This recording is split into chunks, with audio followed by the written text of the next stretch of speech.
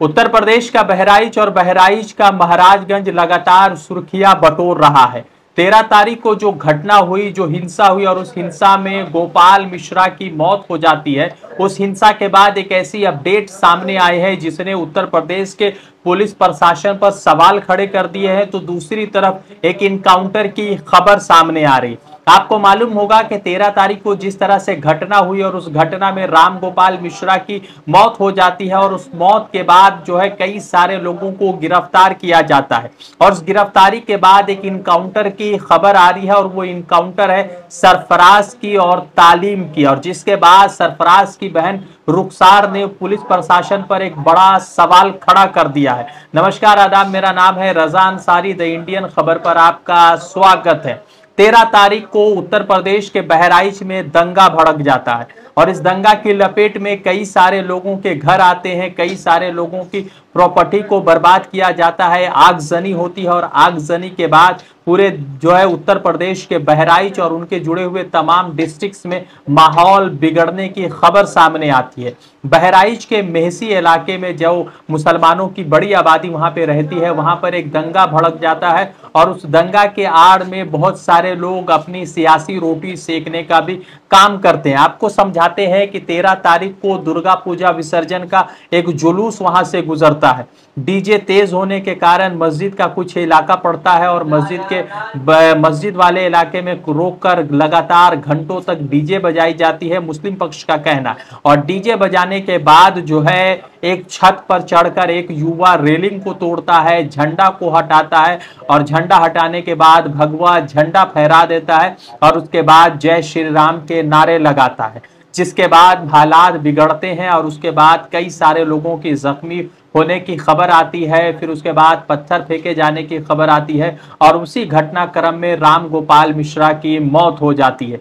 उसके बाद लगातार जो है पूरा मामला चल रहा था। उत्तर प्रदेश के मुख्यमंत्री योगी आदित्यनाथ लगातार कह रहे थे कि जो भी आरोपी है उन तमाम आरोपी के खिलाफ सख्त कार्रवाई होगी और इसी मामले में आज एक इनकाउंटर की खबर सामने आ रही है। इनकाउंटर की जो खबर सामने आ रही है वो सरफराज और तालीम की है और सरफराज और तालीम गोपाल मिश्रा के हत्याकांड में मुख्य आरोपी कहे जा रहे हैं सरकार की तरफ से और पुलिस प्रशासन की तरफ से। आपको बता दें कि नानपारा के इलाका में इनकाउंटर हुआ, एक को पैर में, दोनों के पैर में गोली लगी, किसी को बाएं पैर में लगी तो एक को दाएं पैर में लगी और उसके बाद जो है एक और ट्विस्ट सामने आ रहा है। आपको बता दें कि सरफराज की बहन का नाम है रुखसार।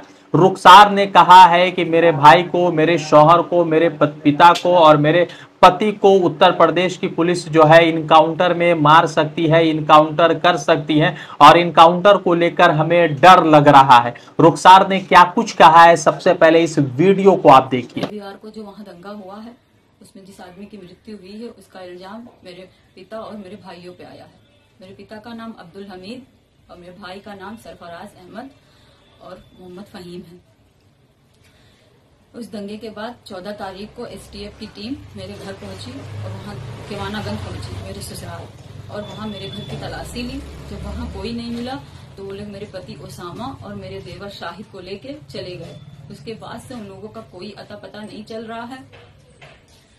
कल 16 तारीख को जो है मुझे गांव से कुछ पता चला कि जो है कल 16 तारीख को गांव से मुझे खबर मिली कि धर्म कांटे के पास से मेरे पापा और मेरे भाइयों को अरेस्ट कर लिया गया है। उनके साथ एक लोग और हैं, 4 लोगों को अरेस्ट किया गया है, लेकिन उनका भी कुछ पता नहीं है। ना उनका कहीं कुछ दिखाया जा रहा है, किसी थाने में भी वो नहीं है, ना कोई कप्तान कुछ बता रहे हैं, ना मीडिया में कुछ पता चल रहा है। हमको डर है कि उनको फर्जी इनकाउंटर दिखा के उनकी हत्या कर दी जाएगी और मेरे पति ओसामा और शाहिद को भी मेरे पति ओसामा और शाहिद की भी हत्या कर दी जाएगी।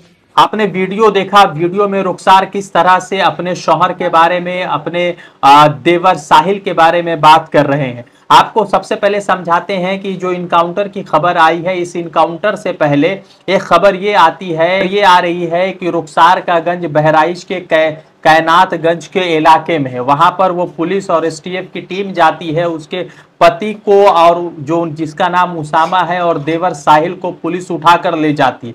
और पुलिस से जब सवाल पूछा जाता है तो पुलिस की तरफ से कोई भी ऐसा ठोस और इत्मीनान बख्श जवाब नहीं दिया जाता है। आपको बता दें कि सरफराज और तालीम की जिस तरह से इनकाउंटर हुई और उसके बाद उनको पकड़ा गया, पैर में गोली लगी, उससे पहले 3 और लोगों को गिरफ्तार किया जा चुका है, जिसमें जो है फहीम है, अब्दुल हमीद जो सरफराज के पिता है और मोहम्मद अफजल है। इन 5 लोगों को अब तक गिरफ्तार किया जा चुका है। 11 लोगों के खिलाफ एफआईआर रजिस्टर्ड किया गया है। आपको बता दें कि जिस तरह से इनकाउंटर की खबरें सामने आ रही है, उस इनकाउंटर से पहले रुखसार का ये बयान सामने आया था और रुखसार लगातार उत्तर प्रदेश के पुलिस पर, उत्तर प्रदेश के एसटीएफ पर लगातार सवाल उठा रही थी। और रुखसार ने कहा था कि उन्हें डर लगता है कि उनके पति का, उनके भाई का और उनके देवर का इनकाउंटर हो सकता है। आपको बता दें कि जिस तरह से अब्दुल हमीद को, सरफराज को और जितने भी लोगों को गिरफ्तार किया गया है, उनकी गिरफ्तारी के बाद एक बड़ा सवाल ये उठ रहा है। आपको बता दें कि जिन 5 लोगों को गिरफ्तार किया गया है पुलिस के अनुसार, उसमें जो है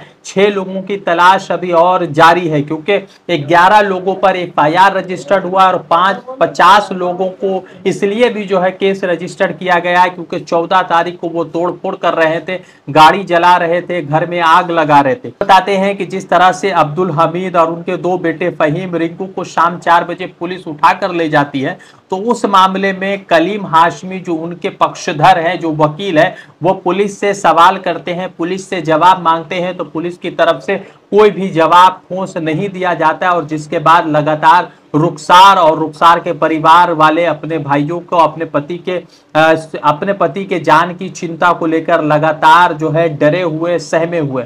अब देखना यह है कि जिस राज्य में न्याय का और इंसाफ की बात की जाती है, वहां पर इस पूरे घटना को, इस दंगा को किस तरह से देखा जा रहा है और इसमें जो मुख्य आरोपी है उनके अलावा और कितने लोगों को आरोपी बनाया जाता है, ये तमाम देखने वाली बात होगी। मगर जिस तरह से आज 2 लोगों की गिरफ्तारी हुई है, उस गिरफ्तारी ने सरकार पर सवाल इसलिए भी उठा दिया है क्योंकि रुखसार के अनुसार उनको पहले ही गिरफ्तार किया जा चुका था। और दूसरी तरफ ये जिस तरह से इनकाउंटर हुआ है, उस पर रुखसार की तरफ से कहा जा रहा है कि उन्हें डर है कि उनका इनकाउंटर न कर दिया जाए।